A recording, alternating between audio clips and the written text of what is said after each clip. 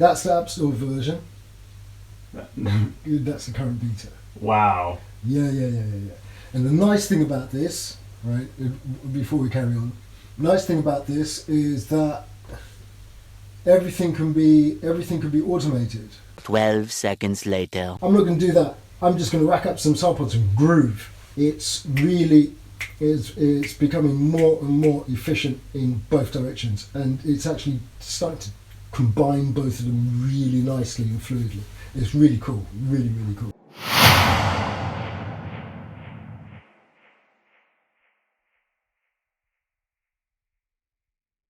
Let's get back to it. This is the whole thing. This is the whole thing, right? Mm-hmm. What you can do with the App Store version, you can do with the upcoming update, and even more. So if you've got the App Store version, then whatever you've learnt on the App Store version is transferable to the upcoming update. You're not going. There's no loss of anything. It is more you're adding on to. Nice. It's wicked. He's got few more modules inside there, but that's it really. Yeah. Okay, so What are you listening? Let's see. right.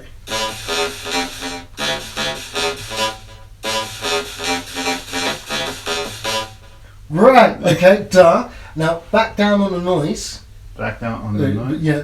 Bring down the noise in the mix a little bit. So the noise was number 4, if I recall. Yeah. So we add a little bit of noise. So you just got a little bit of a shh in it. Shh. Just shh.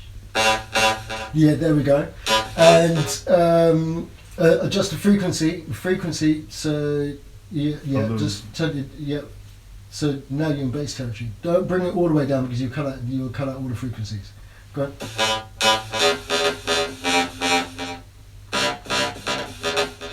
And then turn it up if you want more top end.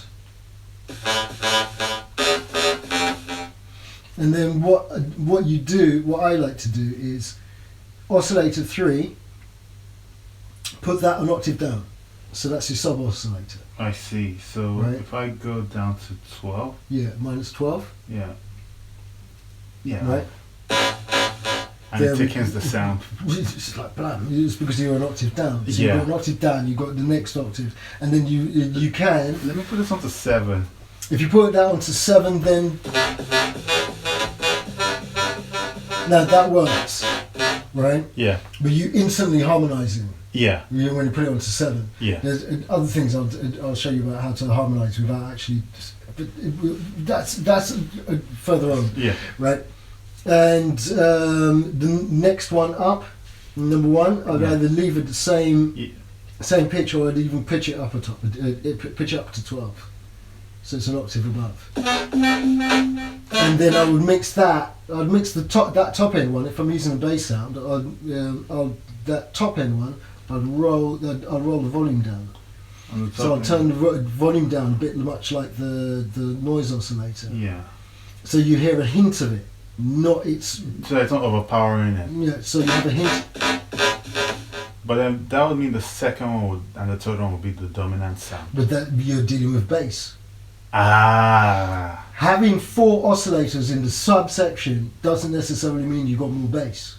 Mm-hmm. It just means you've got 4 oscillators in the subsection. Yeah. Right. This is the thing about tone, creating tones. A bass guitar has that sub tone, sub tone going through, when you run it through a bass amp and stuff. Done. Yeah. What makes it the bass guitar sound, are all the other harmonics. All the other harmonics are not only in the bass section, they go right up to the top. So when you play a bass note, you're also hearing the top end. Yeah. Right? It's only when you put the sound through a mix and you put it through a filter. You cue out the top end. But if you ask any actual bass player, they'll go, look at my EQ rig, their rig on the EQ, and the rig will have top ends. Yeah. On the EQ. Yeah. Because, okay, if you pass me the bass, pass me the bass. All right. We can do it, you don't have to plug in. Right? Wait. Okay, it's close. No, where's that? No, listen to where that tone is. Right? That's all top end. Yeah. Can you hear that? Yeah. Right? So if you filter all of that, when you're doing a bass synth sound, you treat the bass synth the same way. So you've got low end, right? Then you've got mid and top. And then that gives it more character for the notes to cut through the mix as a bass sound. Less like a lot of the stuff I've heard with additive synth, it adds a lot more of the excitement on the top end and in the mids, rather than not. You know, that's from my experience. You know, so that's where all the tonal characteristics we instantly recognise. If we listen to a bass sound on a sub frequency, on an iPad, on the iPad speakers, we're not hearing the sub. Yeah. We're not hearing the sub. What we're hearing is the low to mid range of the note. Yeah. And if you read some of like dubstep stuff, the reason why it cuts through is because it opens up the filter for the top end. Yeah. For instance, it doesn't make the wob wob wob wob wob doesn't make sense unless it's it's going really high. You know, it goes up and then and the really pop stuff it makes it go. You know, but these are the things you learn when you're trying to craft a particular tone. Yeah, if you've got two bass, if you've got two oscillators that are in the same frequency, and they're playing the same note, there's not much point. Yeah. Unless there's something slightly different about both of those notes, they're just filling up the same space. So what you do is you have one that's a sub. If it's slightly detuned. If they're slightly detuned, then you could get da da da da da da. So let's say I'll do that with this one then. If you slightly detune the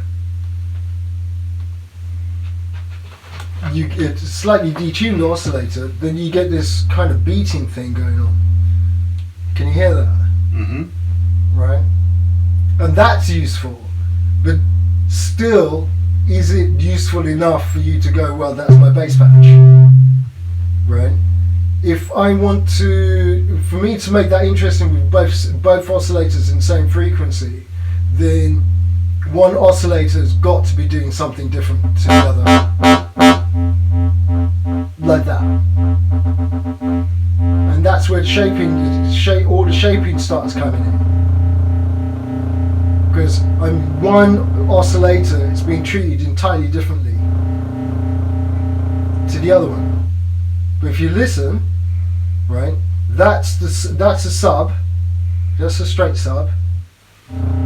That is the same. That oscillator's in the same frequency. Put them together, it's not much difference. Yeah. Do you see what I'm saying? Yeah. It's not much difference. The difference only starts happening when you start changing. Then it kind of makes more sense. Do you see what I'm saying? Right? And that's when the shaping comes in. But if you take away the shaping, right? No doubt. Take away the shaping. Just play the two oscillators same frequency. Pointless. You just got. It's just increased in volume. Yeah. So you might as well just turn up and fade them. And this is the thing about crafting the sound.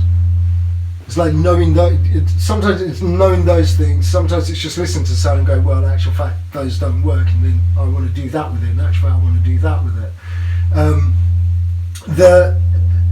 You get what I'm saying? Yeah. So if you've got a top end, right? Let me just go there.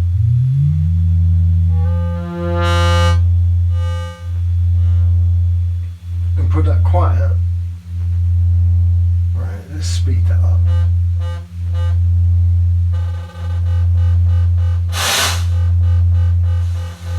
And then let's just do that. Then I'll put frequency.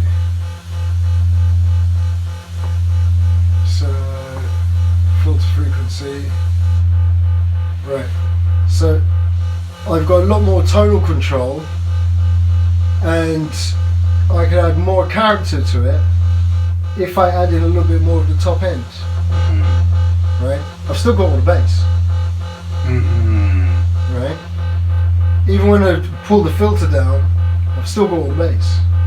And the other thing that people don't realise is that they try to get the sound exactly the same, and what they don't realise is that all the synths that are used in recordings have been heavily processed again afterwards. Yeah. So that's another thing. Anyway, that basically is a 3 oscillator, 1 noise generator synth, and that's what a Mini Moog, not Mini Moog, Voyager. Moog Voyager is. 3 oscillators and noise generator. Wow. And then everything else is patching in LFOs, cables, da. That does not necessarily mean the sound is the same. It's in the similar territory. That doesn't mean that you can replicate a Moog Voyager. It means that you could create a synth that's in the similar territory, and you will have equally as much fun as someone who's spent 5 or 10 grand for a synth. You know, from the luxury of your iPad or iPhone, wherever you are in the world. And that's the thing I like about this kind of thing. We've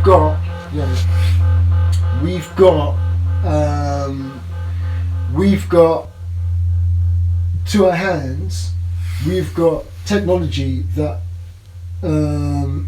audio technology that was worth an absolute fortune 30 years ago, and we've got that in the laps, the palms of our hands, on our laps. So let's utilize it. Let's make sounds that someone would spend or does spend 15 grand on a synth for, and we've got it on iPhones and iPads. Let's just do that.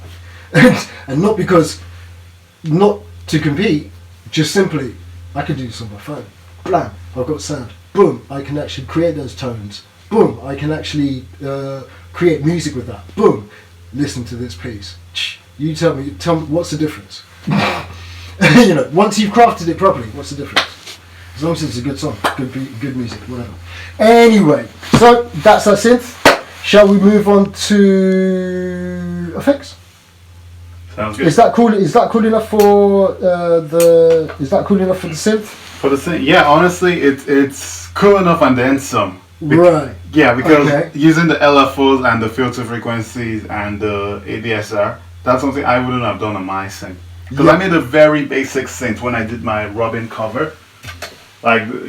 It was just 2 layer synth. Yeah. And I just played it like a keyboard. This just took into a new room with the wobs and the... And the thing is, when you have longer LFOs, it becomes far less obvious and far more gentle. Mm-hmm. Whereas if when you're using the fast LFOs, obviously it's a lot more obvious. Mm-hmm. And for like wobs and all that kind of stuff.